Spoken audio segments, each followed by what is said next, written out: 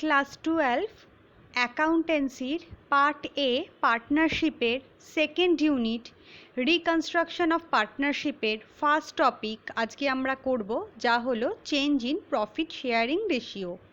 কিন্তু টপিক নিয়ে আলোচনা করবার আগে আমরা আমাদের সিলেবাসটা দেখে নিই। এই ইউনিটে আমাদের করতে হবে change in the profit sharing ratio among the existing partners. এর মধ্যে আছে আমাদের sacrificing ratio, gaining ratio, accounting for revaluation of asset and reassessment of liabilities, distribution of reserve and accumulated profit. Next আমরা করব অ্যাডমিশন অফ এ পার্টনার।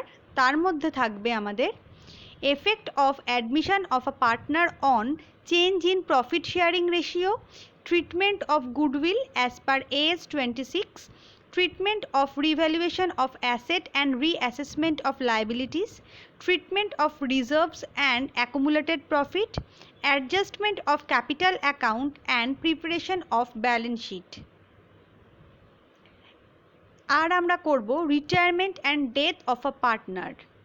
তার আন্ডারে আমাদের আসবে effect of retirement or death of a partner on change in profit sharing ratio, treatment of goodwill, treatment for revaluation of asset and reassessment of liabilities, adjustment of reserves and accumulated profit, calculation of deceased partner's share of profit till the date of death, preparation of deceased partner executor's account and preparation of balance sheet. এবারে আমরা দেখে নেব আমাদের marks division. এই chapter থেকে আমাদের আসবে 1 মার্কের 9টা প্রশ্ন, 6 মার্কের একটা প্রশ্ন এবং 10 মার্কসের একটা প্রশ্ন, যেটা কম্পালসারি। সুতরাং total marks allotted from this chapter is 25। এবারে আমরা চলে যাব আজকে আমাদের প্রথম টপিক নিয়ে, যা হচ্ছে change in profit sharing ratio. তাহলে আমরা আগে জেনে নিই এই change in profit sharing ratio বলতে আমরা কি বুঝি। Partnership is an agreement between two or more partners for sharing the profits of a business. Any change in the existing agreement amounts to reconstruction of the partnership firm. Partnership বলতে আমরা জানি যে 2 বা ততোধিক ব্যক্তির মধ্যে একটা এগ্রিমেন্ট, যে তারা কি করে প্রফিট শেয়ার করবে। তাই কোনো পার্টনারশিপের যদি এক্সিস্টিং এগ্রিমেন্টের কোনো চেঞ্জ হয়ে থাকে, তাহলে পুরো পার্টনারশিপেরই রিকনস্ট্রাকশনের প্রয়োজন হয়ে থাকে। This results in an end of existing agreement and a new agreement come into effect with a changed relationship among the partners and or their composition. অর্থাৎ এই ক্ষেত্রে আমাদের কি হবে, আমাদের যে পুরনো এক্সিস্টিং এগ্রিমেন্ট আছে সেটা আমাদের ল্যাপস হয়ে যাবে, নতুন এগ্রিমেন্ট আমাদের আসবে, যার জন্য আমাদের পার্টনার্সদের মধ্যে রিলেশনশিপও যেমন চেঞ্জ হবে, তেমনই তাদের কম্পোজিশনও কিন্তু চেঞ্জ হয়ে যাবে। The partners often resort to reconstruction of the firm in various ways, such as change in profit sharing ratio, admission of a new partner, retirement of a partner, death or insolvency of a partner. এবং এই যে আমাদের ফার্মের reconstruction হবে সেটা বিভিন্নভাবে হয়ে থাকে। যেমন প্রফিট শেয়ারিং রেশিও চেঞ্জ হলে, নতুন পার্টনারদের অ্যাডমিশন যদি হয়ে থাকে তাহলে, যদি পুরনো পার্টনারদের রিটায়ারমেন্ট হয়, তাহলে ইভেন ডেথ বা ইনসলভেন্টও যদি কোনো পার্টনার হয়ে যায়, তবুও কিন্তু আমাদের রিকনস্ট্রাকশনে এফেক্ট পড়বে। With any kind of reconstruction of partnership firm, there will be an impact on the profit sharing ratio. যে কোনোভাবেই আমাদের রিকনস্ট্রাকশনটা চেঞ্জ হোক একটা পার্টনারশিপ ফার্মে, তার একটা ইম্প্যাক্ট থাকবে তার প্রফিট শেয়ারিং রেশিওতে। Generally, the profit sharing ratio changes in the below scenarios. সাধারণভাবে প্রফিট শেয়ারিং রেশিওর চেঞ্জ হয় নিম্নলিখিত ক্ষেত্রগুলিতে। Change in the profit sharing ratio among the existing partners. Change in the profit sharing ratio due to admission of a new partner. Change in the profit sharing ratio due to retirement or death of an existing partner. এই তিনটে সিনারিওর মধ্যে আজকে আমরা প্রথম টপিকটা নিয়ে আলোচনা করব, that is change in the profit sharing ratio among the existing partners. আমাদের প্রফিট শেয়ারিং রেশিও চেঞ্জ হবার অর্থই হলো আমাদের দুটো নতুন কনসেপ্ট আসা, একটা হচ্ছে স্যাক্রিফাইসিং রেশিও, একটা হচ্ছে গেনিং রেশিও। তাহলে এবারে আমরা এই স্যাক্রিফাইসিং রেশিও আর গেনিং রেশিও নিয়ে একটু আলোচনা করব। Sometimes partners of a firm decide to change their existing profit sharing ratio without any admission or retirement of a partner. কখনো কখনো যারা এক্সিস্টিং পার্টনার থাকে তারা কি করে, তারা নিজেদের মধ্যে প্রফিট শেয়ারিং রেশিওটাকে চেঞ্জ করে নেবার চেষ্টা করে, যদিও তখন কোনো অ্যাডমিশন বা রিটায়ারমেন্ট না হয়। The result in a gain of additional share in the future profit of the firm for some partners, while a loss of a part thereof for the other partners. এই যে আমাদের profit sharing রেশিওটা change হয়ে যাবে, এর জন্য কিন্তু কোনো পার্টনার যেরকম স্যাক্রিফাইস করতে পারে, আবার কোনো পার্টনারের ক্ষেত্রে সেটা কিন্তু আমাদের ক্ষেত্রে গেন হয়ে থাকে। এবারে আমরা তার জন্যই দুটো রেশিও পাই, first one sacrificing ratio, second one gaining ratio. তাহলে আমরা প্রথমে জেনে নিই স্যাক্রিফাইসিং রেশিও বলতে আমরা কি বুঝি। The ratio in which the partners agree to sacrifice their share of profit in favor of the other partner is called sacrificing ratio. অর্থাৎ এই স্যাক্রিফাইসিং রেশিও হচ্ছে এমন একটা রেশিও যখন এক্সিস্টিং পার্টনারদের মধ্যে এক বা একাধিক পার্টনার নিজের শেয়ারটাকে ছেড়ে দেবে, যাতে অন্য একজন পার্টনার তার মাধ্যমে কিছু ফেভার পেতে পারে। তাহলে আমরা স্যাক্রিফাইসিং রেশিওটাকে কি করে দেখতে পারবো? এখানে আমরা দেখব old ratio minus new ratio, অর্থাৎ আমাদের ওল্ড রেশিও যদি মানে ওল্ড শেয়ার অফ প্রফিট যদি বড় হয় এবং নিউ শেয়ার অফ প্রফিট যদি ছোট হয়, তাহলে আমরা বলবো যে সেই পার্টনার কিন্তু স্যাক্রিফাইস করেছে। এবারে আমরা চলে যাব গেনিং রেশিওয়ে। Gaining ratio is the reverse of the sacrificing ratio, অর্থাৎ গেনিং রেশিওটা স্যাক্রিফাইসিং রেশিওর পুরো reverse. in which the partners receive more share of profit as per new agreement than they receive earlier. তাহলে গেনিং রেশিওর অর্থ কি? যখন নতুন এগ্রিমেন্টে কোনো পার্টনার বা পার্টনার্সরা বেশি শেয়ার পাবে, কার থেকে বেশি শেয়ার পাবে? পুরনো এগ্রিমেন্টের থেকে, তখন আমরা বলবো যে সেই পার্টনার গেন করছে। সুতরাং আমরা বলতে পারি এক্ষেত্রে যে একটা পার্টনার গেন করলে new share of profit should be higher than old share of profit, মানে তার নিউ শেয়ার অফ প্রফিটটা বেশি হবে, ওল্ড শেয়ার অফ প্রফিটটা কিন্তু কম হবে। সুতরাং স্যাক্রিফাইসিং রেশিও এবং gaining ratio totally reverse to each other. এটা আমরা অঙ্ক করতে গেলে আরো ভালোভাবে বুঝতে পারবো। আমাদের first illustration, A, B and C are partners sharing profit or loss in the ratio 8:5:3. However, they have decided to change the profit sharing ratio among themselves and decided to share future profit or loss in the ratio 3:2:3. Calculate the sacrificing or gaining ratio of the partners due to the change in the profit sharing ratio. তাহলে আমরা এখানে দেখতে পাচ্ছি যে এ, B আর C এই তিনজনের একটা profit sharing ratio given ছিল, দ্যাট ইজ 8:5:3, কিন্তু তারা ফিউচারে তাদের প্রফিট শেয়ারিং রেশিওটাকে চেঞ্জ করে নিচ্ছে। কিভাবে চেঞ্জ করছে? 3:2:3। তাহলে এবার আমরা আমাদের স্যাক্রিফাইসিং রেশিও বা গেনিং রেশিও বার করব। সলিউশনের জন্য আমরা পুরো ব্যাপারটাকে কম্প্যাক্ট ওয়েতে করার জন্য একটা টেবিল বানিয়ে নিলাম। তোমরা টেবিল না করেও কিন্তু করতে পারো। দেখো টেবিলের ওপরে আমরা লিখেছি calculation of sacrificing or gaining ratio, particulars, এবং তারপর যেহেতু তিনজন পার্টনার তাই আমরা তিনটে কলাম করেছি, এ, বি আর সি এর। সেখানে আমরা নিউ রেশিও লিখেছি, নিউ রেশিও 3:2:3, তাই জন্য 3/8, 2/8 অ্যান্ড 3/8। ওল্ড রেশিও আমাদের ফার্স্ট লাইনেই দিয়ে দেওয়া ছিল 8:5:3, তাহলে সেটা যদি আমরা লিখি তাহলে হবে 8/16, 5/16 অ্যান্ড 3/16। এবার আমরা change in profit sharing ratio calculate করেছি। এখানে আমরা নিউ রেশিও থেকে ওল্ড রেশিওকে বিয়োগ দিয়েছি, কিন্তু তোমরা চাইলে রিভার্স ওয়েতেও করতে পারো, যেভাবেই করো উত্তর কিন্তু তোমাদের একই আসবে। তাহলে আমরা একটু এর ক্ষেত্রে দেখে নিই। এর ক্ষেত্রে আমাদের নিউ শেয়ারিং রেশিওটা ছিল 3/8 এবং ওল্ড যে প্রফিট শেয়ারিং রেশিও সেটা ছিল 8/16।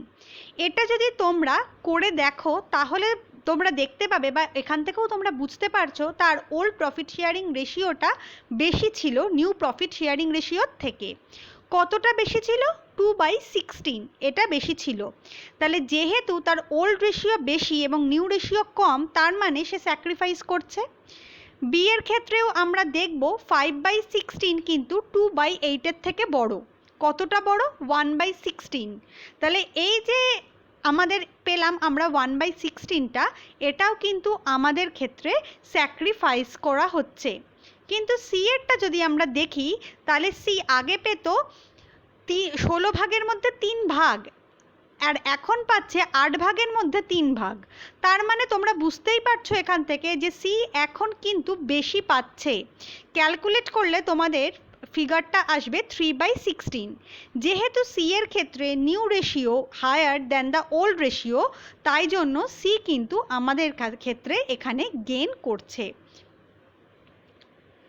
চলে যাব আমরা আমাদের সেকেন্ড ইলাস্ট্রেশনে। এই ইলাস্ট্রেশনটা কিন্তু একটু অন্যরকম, তাই তোমরা এটাকে একটু ভালো করে বুঝবে।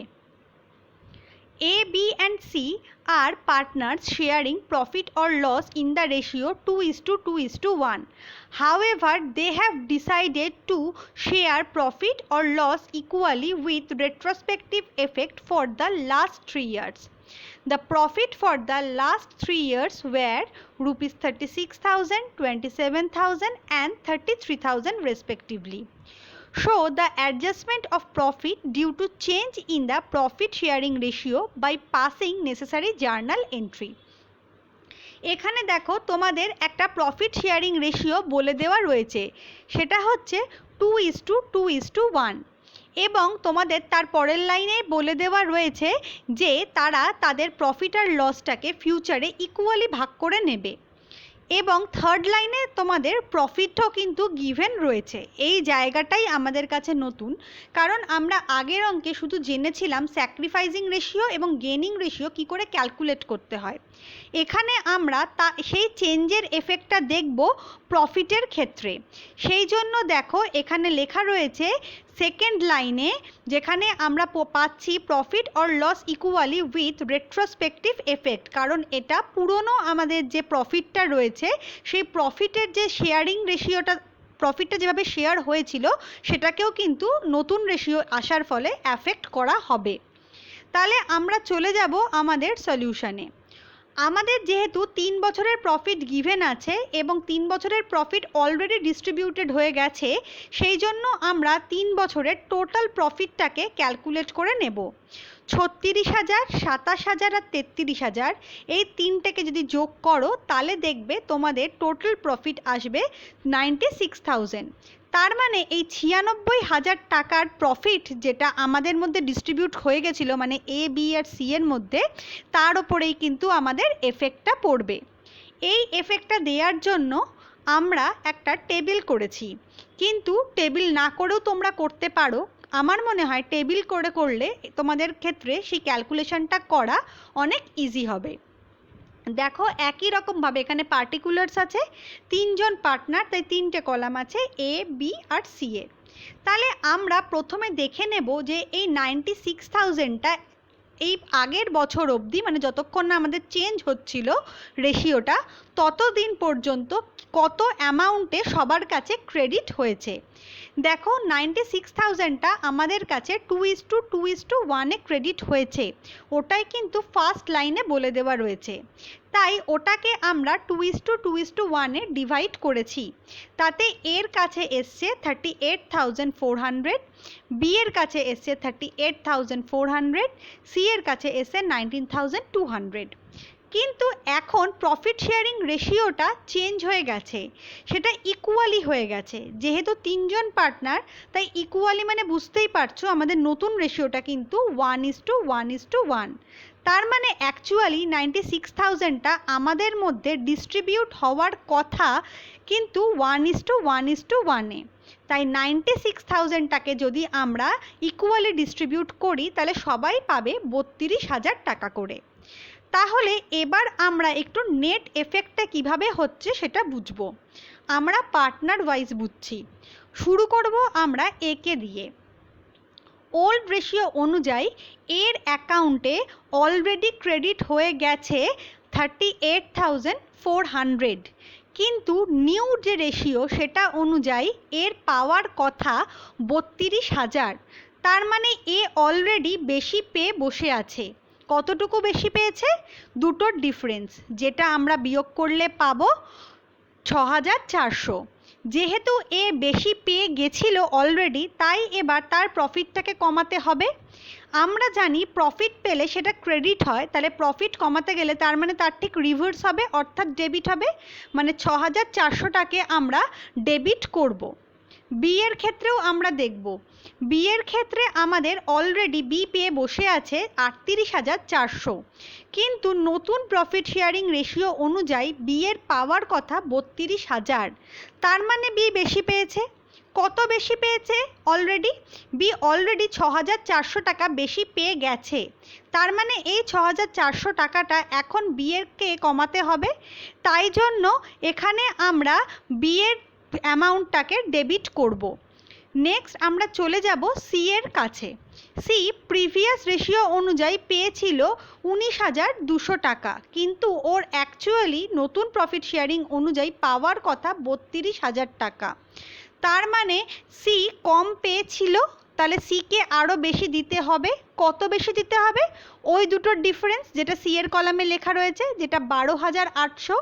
যেহেতু সিকে আরও বেশি দিতে হবে, সেই জন্য সি এর অ্যাকাউন্টে আমাদের ক্রেডিট করতে হবে 12,800 টাকা।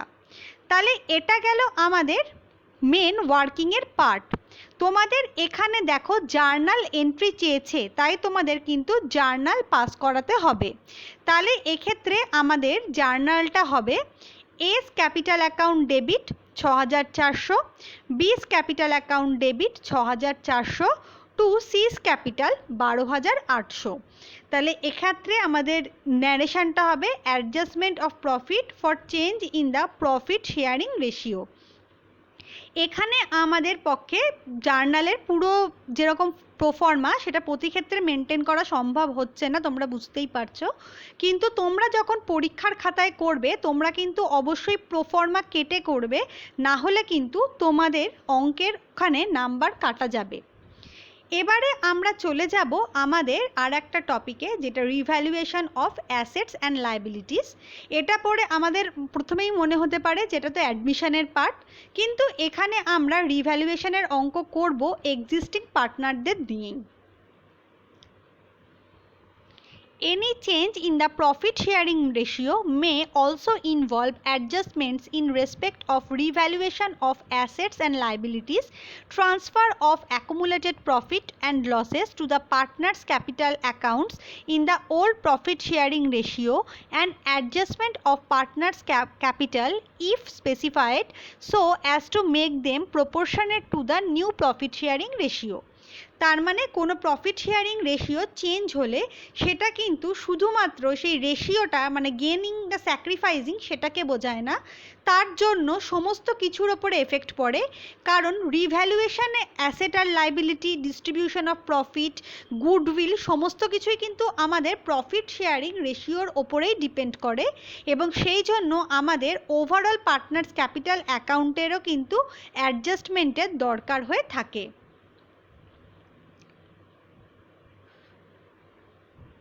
For this purpose the firm has to prepare the revaluation account. এই জন্যই একটা ফার্মের রিভ্যালুয়েশন অ্যাকাউন্ট কিন্তু প্রিপেয়ার করার দরকার। The gain or loss on revaluation of each asset and liability is transferred to this account and finally its balance is transferred to the capital account of the partners in the old profit sharing ratio. এখানে কি বলছে, এই যে আমরা revaluation account তৈরি করছি সেখানে আমাদের অ্যাসেট আর লাইবিলিটিসের কোনো রকম চেঞ্জ হলে সেটা এখানে রেকর্ড করা হবে এবং এর যে ফাইনাল ব্যালেন্স বেরোবে সেটা কিন্তু আলটিমেটলি পার্টনার্স ক্যাপিটাল অ্যাকাউন্টে যাবে এবং কোন রেশিওয়ে ভাগ হবে, ওল্ড প্রফিট শেয়ারিং রেশিওতে। The revaluation account is credited with increase in the value of each asset and decrease in its liabilities because it is a gain, and is debited with decrease in value of asset and increase in liability is debited to the revaluation account because it is a loss. মানে আমি একটু সোজাভাবে বলে দিই, এখানে যেটা লেখা রয়েছে, আমরা জানি যে আমাদের ক্ষেত্রে অ্যাসেট সবসময় ডেবিটই হয়, তাহলে অ্যাসেটের ভ্যালু যদি বাড়ে তাহলে অ্যাসেটকে আবার আমরা ডেবিটই করব, তাহলে সেক্ষেত্রে আমাদের জার্নাল হবে asset account debit two revaluation, তার মানে রিভ্যালুয়েশনের ক্রেডিট দিকে আসবে। লাইবিলিটির ক্ষেত্রে কি বলেছে দেখো, লাইবিলিটি আমরা জানি ক্রেডিটেড হয় সব সময়, তাহলে লাইবিলিটি যদি কমে যায় তাহলে সেক্ষেত্রে লাইবিলিটিকে আমাদের ডেবিট করতে হয়, তার মানে সেক্ষেত্রেও আমাদের জার্নাল হবে liability account debit two revaluation, তার মানে সেটা রিভ্যালুয়েশনের ক্রেডিট দিককেই অ্যাফেক্ট করবে। আর ঠিক এর রিভার্স সিচুয়েশানে রিভ্যালুয়েশন অ্যাকাউন্টের ডেবিট দিককে অ্যাফেক্ট করবে। সিমিলারলি আনরেকর্ডেড অ্যাসেটস আর ক্রেডিটেড, কারণ যে অ্যাসেটটা আমরা রেকর্ডই করিনি সেই অ্যাসেটটা রেকর্ড করার মানে আমাদের টোটাল অ্যাসেটটা বাড়ছে, অ্যাসেট নিজের ডেবিট ব্যালেন্স, তাই সেটা আরও বাড়লে সেটা আবার ডেবিটই হবে, সুতরাং সেক্ষেত্রেও আমাদের জার্নাল হবে asset account debit two revaluation, এবং লাইবিলিটিসের ক্ষেত্রেও কিন্তু সেম রুল হবে। If the revaluation account finally shows a credit balance, then it indicates the net gain. যদি রিভ্যালুয়েশন অ্যাকাউন্টের ক্রেডিট ব্যালেন্স আসে তাহলে আমরা বুঝতে পারবো সেক্ষেত্রে হচ্ছে নেট গেন, যদি ডেবিট হয় তার মানে সেক্ষেত্রে আমাদের হবে নেট লস। এটাই আমরা আর একটা অঙ্ক দিয়ে বুঝে নেব, কিন্তু এক্ষেত্রে তোমরা অঙ্কটাকে আগে নিজেদের কাছে লিখে নেবে, কারণ এই অঙ্কটা কিন্তু বড় হবে, সেক্ষেত্রে প্রশ্ন সামনে না থাকলে তোমাদের কিন্তু অঙ্ক বুঝতে অসুবিধা হবে। A, B and C are partners in a firm sharing profit and losses in the ratio 3:2:3:3:2. They decided to share the profit equally with effect from 1st April 2020. Their balance sheet as on 31st March 2020 was as follows. দেখো আমাদের balance sheet given আছে, তার asset দিকে আছে fixed asset, stock, sundry debtor, bills receivable, cash at bank, এবং liability সাইডে রয়েছে partners capital, general reserve, partners loan, sundry creditor. প্রত্যেকটার কিন্তু আমাদের ক্ষেত্রে অ্যামাউন্ট গিভেন আছে, একটুখানি মাইনিউটলি টুকে নেবে অ্যামাউন্টগুলো। এরপরে আমরা চলে যাব আমাদের ফার্দার ইনফরমেশনে, দেখে নেব আমাদের আর কি কি ইনফরমেশন রয়েছে। It was also decided that the fixed assets should be valued at rupees 3,31,000. A provision of 5% on sundry debtors to be made doubtful debts. The goodwill of the firm at this date to be valued at 4.5 years purchase of the average net profit of the last 5 years, which were rupees 14,000, 17,000, 20,000, 22,000 and 27,000. Value of stock be reduced to rupees 1,12,000. And the last one is goodwill was not appear in the books. Prepare the revised balance sheet of the firm. Minutely এখানটাও দেখবে তোমাদের কিন্তু শুধু balance শিটটা prepare করতে বলা হয়েছে, তার মানে ব্যালেন্স শিটটাই কিন্তু তোমাদের অঙ্কের শুরুতে থাকবে, বাকি যা কিছু করবে সব কিন্তু ওয়ার্কিং নোটে গিয়ে করবে। আমরা এক্ষেত্রে আমাদের অঙ্কের সুবিধার জন্য আগে আমরা ওয়ার্কিং নোট করছি, কিন্তু পরীক্ষায় কিন্তু ওয়ার্কিং নোট শুরুতে কখনোই করবে না। আমরা চলে যাব আমাদের ওয়ার্কিং নোটে। আচ্ছা, প্রথমে আমরা একদম অঙ্কের শুরু থেকে করব। প্রথমে দেখো আমাদের স্যাক্রিফাইসিং বা গেনিং রেশিও ক্যালকুলেশন করতে হবে, কারণ এক্ষেত্রে আমাদের দু রকমের প্রফিট শেয়ারিং রেশিও কিন্তু গিভেন রয়েছে। তাহলে আমরা প্রথমে স্যাক্রিফাইসিং রেশিও এবং গেনিং রেশিওর ক্যালকুলেশনটা করে নেব। তার জন্য আমরা অ্যাজ ইউজুয়াল আমাদের টেবিল বানিয়ে নিয়েছি। সেক্ষেত্রে আমাদের ওল্ড রেশিও দেখবে একদম শুরুতেই দেওয়া ছিল 3:3:2 এবং নিউ রেশিও আমাদের তার ঠিক পরের লাইনেই দেওয়া ছিল 1:1:1, কারণ এখানে প্রফিট আর লস কিন্তু ইকুয়ালি শেয়ার করতে বলা হয়েছিল। তোমাদের আগেও বলেছি এবং এখনও বলছি, নিউ রেশিও ওল্ড রেশিও তোমরা নিজেদের মতো আগে পরে করে লিখতে পারো, কোনো অসুবিধা নেই। আমরা এখানে নিউ রেশিও দিয়ে করেছি।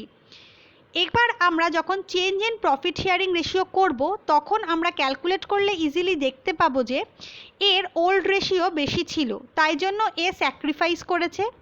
বি এরও ওল্ড রেশিও বেশি ছিল, তাই জন্য বিও স্যাক্রিফাইস করেছে। কিন্তু সি এর ওল্ড রেশিওই কম ছিল, তার মানে সি একাই কিন্তু গেন করেছে।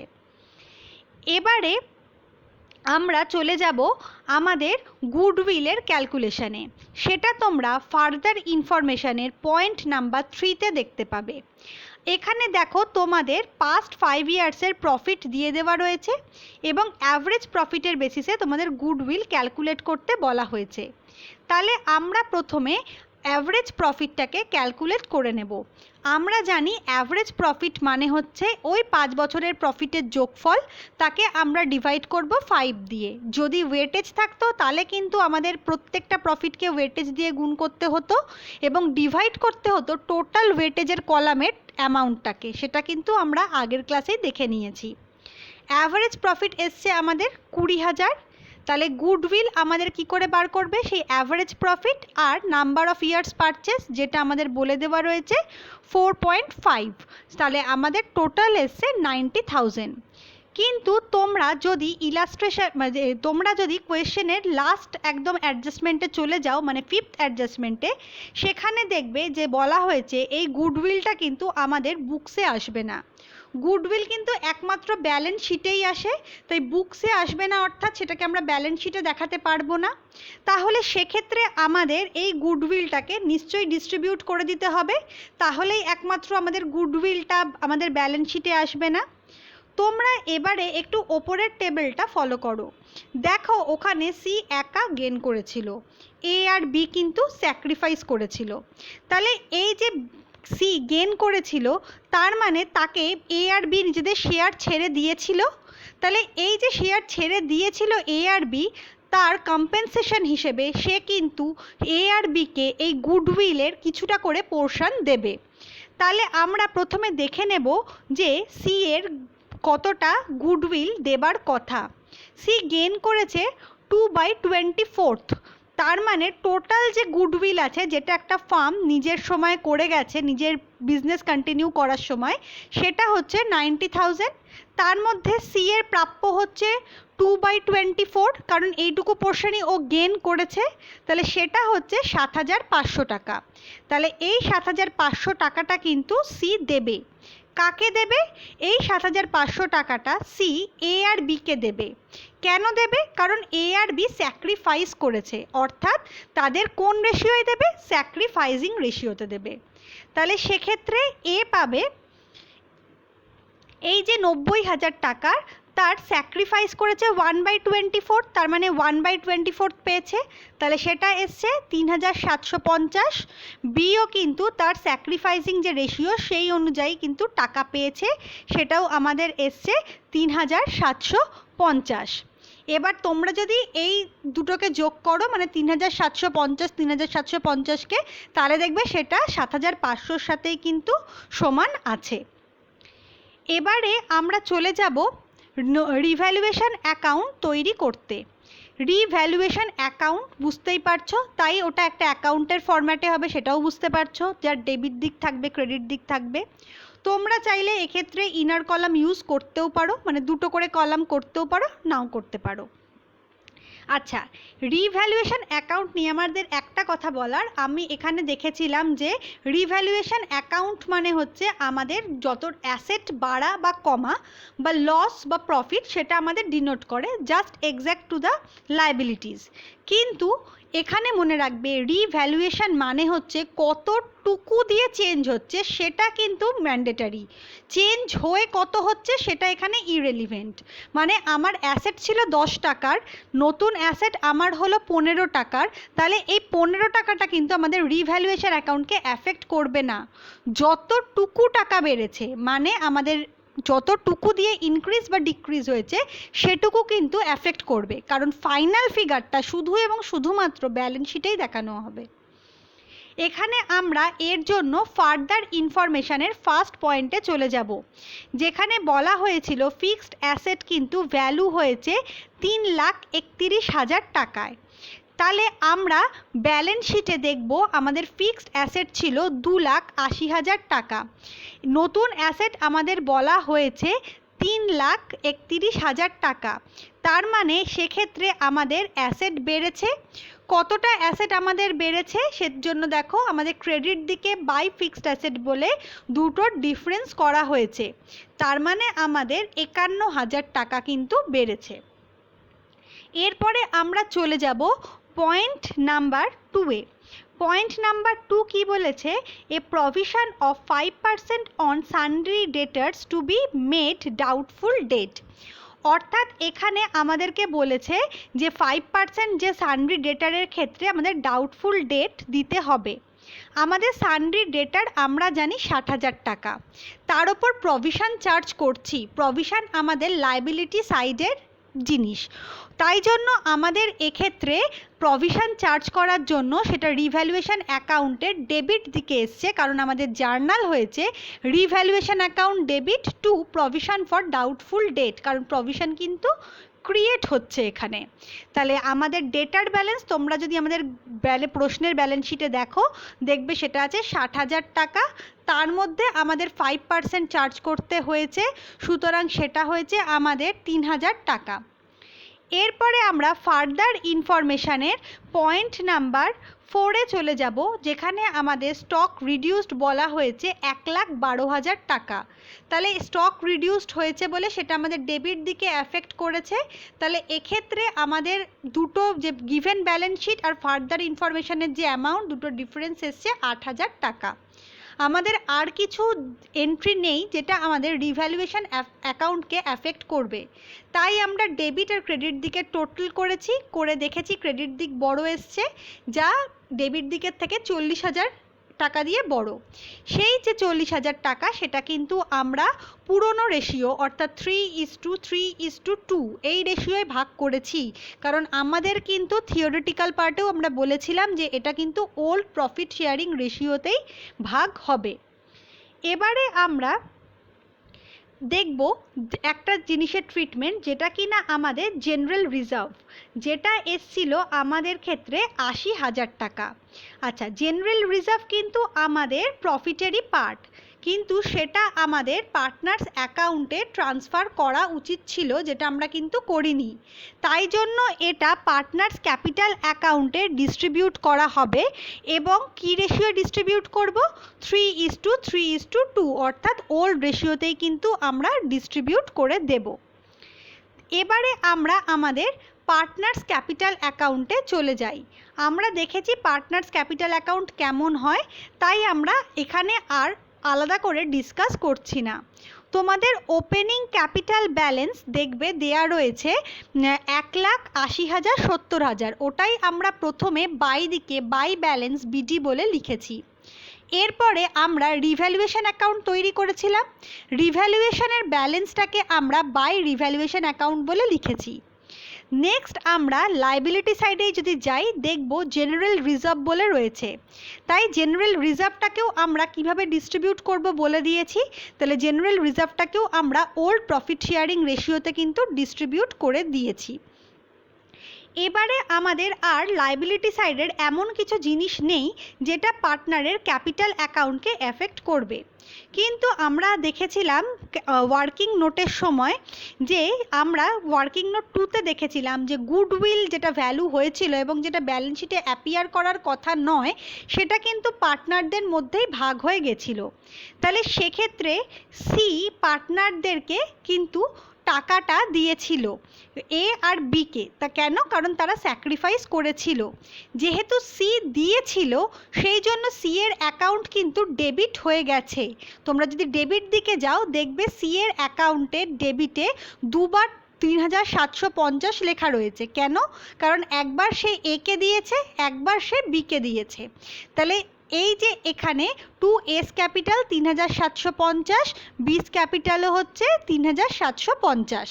তাহলে আমরা জানি আবার এই যে 3750 টাকা করে এটা আমাদের এ আর বিকেও এফেক্ট করবে, তাই জন্য সেটা এ আর বি এর ক্রেডিট দিকে এসছে, যেটা ক্রেডিট দিকের লাস্ট আইটেম। সেখানে বাই সিস ক্যাপিটাল বলে এসছে, সেটা হচ্ছে 3750 এর ঘরে, কারণ সে পেয়েছে, বিও পেয়েছে, তাই সেটা 3750 হয়েছে। এবারে আমরা জানি কি করে ব্যালেন্স বের করতে হয়, সেভাবে কিন্তু আমরা আমাদের ব্যালেন্স বার করে নিয়েছি, যেটা এ বি আর সি এর ঘরে আমরা লিখে দিয়েছি। এর ক্ষেত্রে হয়েছে 1,48,750, বি এর ক্ষেত্রে হয়েছে 1,28,750 এবং সি এর ক্ষেত্রে হয়েছে আমাদের 92,500। এবারে আমরা চলে যাব আমাদের ফাইনাল ব্যালেন্স শিটে। এটাই কিন্তু আমাদের মেন সলিউশন ছিল। তাহলে আমরা ব্যালেন্স শিটটা দেখে নেব। ব্যালেন্স শিটটা দেখার জন্য আমরা প্রথমে চলে যাব আমাদের অ্যাসেট সাইডে। অ্যাসেটে একদম ফার্স্ট অ্যাডজাস্টমেন্ট ছিল যে অ্যাসেটের ভ্যালু হয়েছে 3,31,000। এখানে আমরা ফিক্সড অ্যাসেট বলে 3,31,000 লিখেছি। তোমরা এটা যদি 10 নম্বরের প্রশ্ন আসে তাহলে ফিক্সড অ্যাসেট বলে প্রিভিয়াস ব্যালেন্স শিটের ফিগারটাকে লিখবে, অ্যাড রিভ্যালুয়েশন অ্যাকাউন্ট বলে লিখবে, করে আউটারে 3,31,000টাকে কিন্তু নিয়ে যাবে। ঠিক সেরকমই তোমরা ফার্দার অ্যাডজাস্টমেন্টের ক্ষেত্রে দেখবে তোমাদের স্টকের ভ্যালু বলে দেওয়া ছিল 1,12,000 টাকা, সেটাও আমরা লিখেছি। বড় প্রশ্ন হলে এটাকেও কিন্তু ভেঙে দেখাবে। সানড্রি ডেটার্স এখানে আমাদের বলা হয়েছে 60,000 এবং তার উপর প্রভিশন চার্জ করবার কথা বলা ছিল, তাই নেট অ্যামাউন্ট 57,000 আমাদের বাইরে চলে গেছে। বিলস রিসিভেবল আমাদের কোনোভাবে এফেক্ট করেনি এবং তার নিচে আমি ক্যাশ অ্যাট ব্যাংক 40,000 বসিয়ে দিয়েছি। এবার আমরা লাইবিলিটি সাইডে চলে যাব। লাইবিলিটিসে দেখো পার্টনার্স ক্যাপিটাল অ্যাকাউন্ট, আমাদের যে ওয়ার্কিংয়ে আমরা পার্টনার্স ক্যাপিটাল অ্যাকাউন্ট করেছি তার ব্যালেন্সগুলোকে কিন্তু আমরা লিখে দিয়েছি, লিখে যোগ করে টোটালটাকে আউটার কলামে নিয়ে গেছি। আর তোমাদের প্রিভিয়াস ব্যালেন্স শিট ওয়াইজ সেখানে পার্টনার্স লোন অ্যাকাউন্ট ছিল, সেই পার্টনার্স লোন অ্যাকাউন্টটাকেও আমরা লিখেছি, লিখে সেটাকে বাইরে নিয়ে গেছি। সানড্রি ক্রেডিটার্স তোমাদের এক্ষেত্রে 1,50,000 হবে, কারণ সানড্রি ক্রেডিটার্সের রিলেটেড কোনো ইনফরমেশান এখানে তোমাদের কিন্তু ছিল না, তাই এটার ওপর কোনো রকম তোমাদের এফেক্ট হয়নি। এরপরে জেনারেল রিজার্ভটা তোমরা মনে করে দেখবে যে কোশ্চেনে তোমাদের যে জেনারেল রিজার্ভটা রয়েছে ব্যালেন্স শিটে সেটা কিন্তু অলরেডি আমরা পার্টনার্স ক্যাপিটালে ডিস্ট্রিবিউট করে দিয়েছি, তাই সেই জেনারেল রিজার্ভ কিন্তু এখানে আর আসেনি। তাহলে এই অবধি আজকে আমাদের পড়া রইল। শুধু একটা কথা মনে রাখবে, এখানে যে এক্সিস্টিং পার্টনারের ফার্স্ট দুটো ইলাস্ট্রেশন আছে এবং আগের দিন আমরা গুডউইলের যে ছোট ছোট অঙ্কগুলো করেছিলাম ওগুলো কিন্তু তোমাদের প্রত্যেক বছরই 5 মার্কসের কোয়েশ্চেনে আসে, তাই ওই রকম অঙ্কগুলোও কিন্তু অবশ্যই তোমরা প্র্যাকটিস করবে।